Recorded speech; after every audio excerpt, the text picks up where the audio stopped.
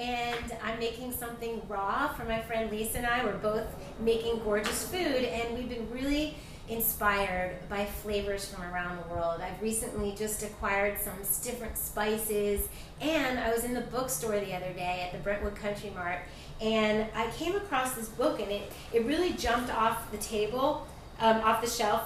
It's called Near and Far, and it's by a woman named Heidi Swanson. And it's just, while it's not vegan, it may not even be vegetarian, it just felt so good. And when I came home and I started reading it, I realized that a lot of these recipes that look beautiful and they're heavy, you know, plant-based recipes that do, I'd say vegetarian, they inspired me, the photographs and the homemade flavor, the feeling of it. And I thought, well, what about taking something that looks or sounds so appealing and turning it raw, vegan? So what she did was, she's from San Francisco, so there's her pantry from San Francisco, there's her pantry from Morocco, her pantry for Japan, and I just opened up the book last night and I was like, I want to make the nori butter thing, but I'm not going to use butter, I'm going to use coconut oil. And so that started me a little bit on a Japanese flair. And all you need when you're making raw vegan food is the produce, and then the flavor of the food is going to depend on the texture of the sauce and the flavors of the sauce. So I said to myself, I'm going to introduce the ingredients. So I'm involving you in my creative process, because what they call dump and stir videos, which are basically like, I have 2 cups this, 1 cup this, 1 tablespoon this, then it's dumped into a Cuisinart, and then there you go. And that may be a 5, 6, 7 minute long video, but it's not really showing you how the person came up with the creation. And that's part of my fun, is sharing with you how I come up with it, so that you may not have kale, but you may have arugula, and you may not have cauliflower, but you may have broccoli, and you can do this dish based on the vegetables that you have at home. So my process is going like this. I'm giving it a Japanese flair. So I have sesame oil, an organic and raw sesame oil made by Maison or Faye, and Lisa's just going to show you up close. So we know we have this. We need a bit of an umami, which is not, it's like its own kind of flavor category, and I'm going to use a chickpea miso.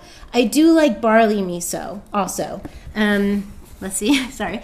And then this one is really nice, the Date Lady. It's all organic, and it's a balsamic date vinegar. If you didn't have this, you could use a date paste or coconut sugar and then apple cider vinegar. But I happen to have this, and I'm going to give that as our vinegar.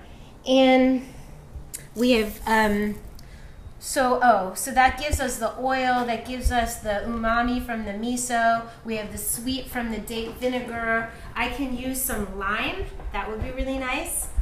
And ginger. We're gonna have some fresh ginger for a kick. So that's gonna be a beautiful Asian inspired dressing. And I thought today we're gonna use, I've been on a cauliflower kick. For those of you who are following me on Instagram, it's kind of like I went cauliflower crazy, because I made up a dish one night and I'm like, I have to share that.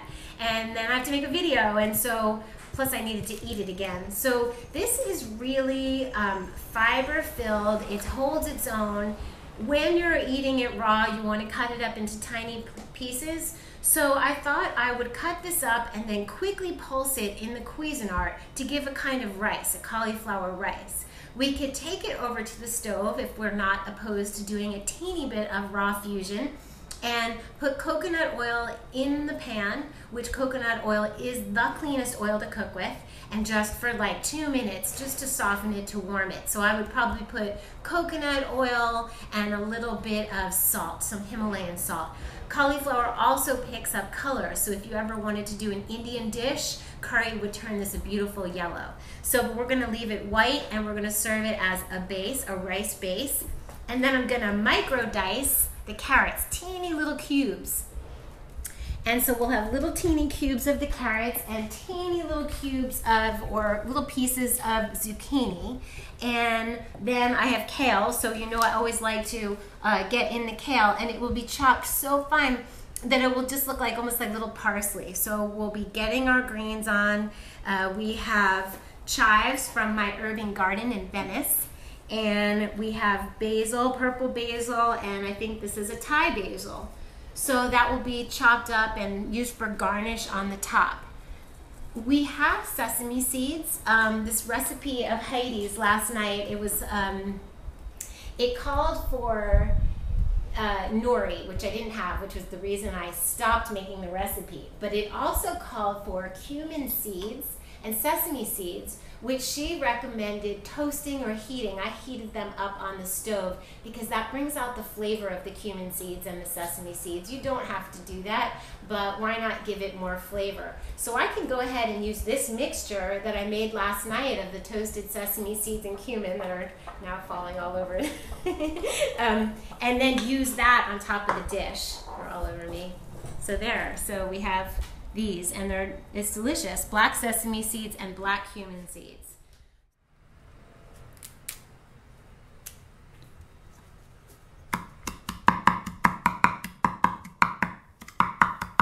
So in my beautiful mash, I have kale, I have basil, I have chives.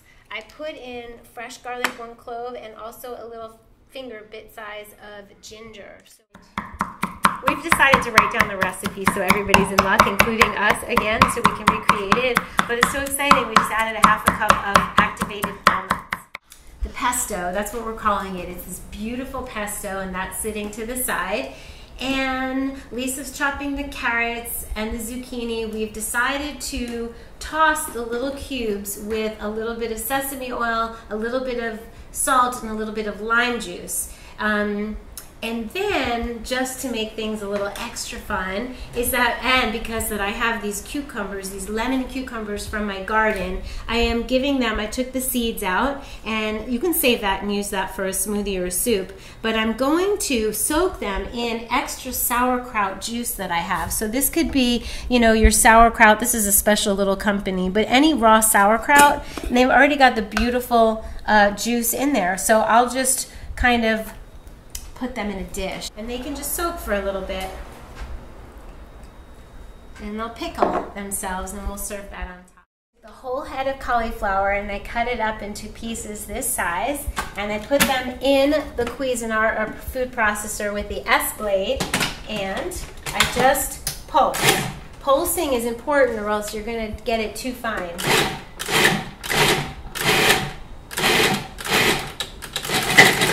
Right-sized pieces. Maybe a couple are too big, but that's okay. There you have it. The cauliflower little pieces are on a medium flame on the stove, and we've opted to not use the coconut oil and to have the juice of the cauliflower kind of steam its own self. And one of the reasons that this is nice to do with the cauliflower is it's taking out the cauliflower and bitterness. This cauliflower has a little bit of bitterness, so to lightly steam its own self will make it milder for us and softer. Now I would like a little salt on this. That's what I would like. And actually a little pepper would be nice. I think a little bit of black pepper, which is somewhere in here. Here's my pepper. My ground black pepper. That's nice. Every time you add a spice that you get excited about, it's like, oh yeah, that's nice. It's so exciting to make your food just bursting with flavor. It takes everything to a whole new level, and you just feel so incredibly satisfied. So how long will I do this? I don't know, until it starts to sweat, until you can taste it. The biggest thing is probably, I don't even need this cover, because I'd like to mine it. Sometimes when I steam vegetables, I put a little bit of water and then I cover it, but I just really want to be mindful about this one and stir. Beautiful. You could put a little garlic in here, garlic powder, and then when the scent is wafting through the house of cooked garlic, that's always pleasing as well. The cauliflower is divine.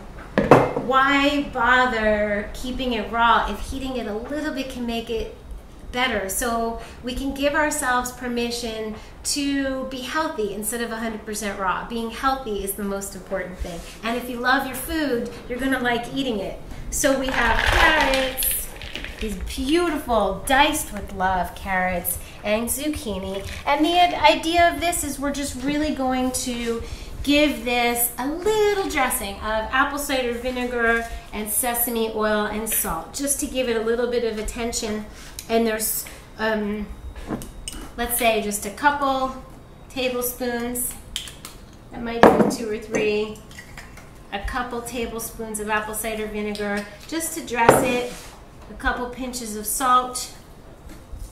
Those were heavy pinches.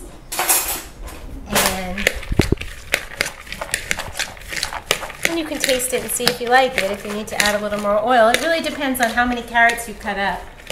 So now we're up to plating, and this is the most important part because we eat with our eyes. So that's one of the reasons I handled the cauliflower like I did. So we're going to create a beautiful bed of cauliflower pepper rice. And if you want to take out the big piece, that's fine, and just eat it. Okay, we have that. Then we're going to put on some of our carrot zucchini.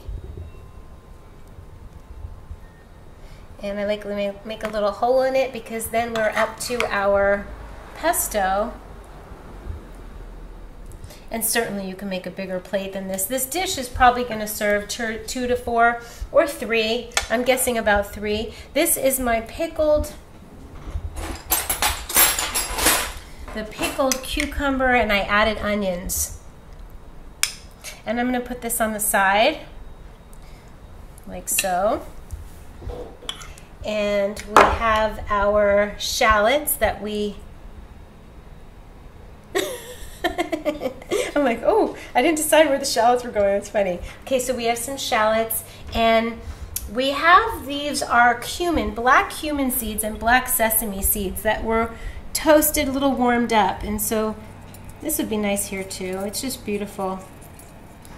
And then I'm going to cut up little skinny pieces of nori. So I just take a piece and I fold it, and I cut out paper dolls. Oh, my kidding. That would be cute. That would be really cute. I'm just going to do little snips of it.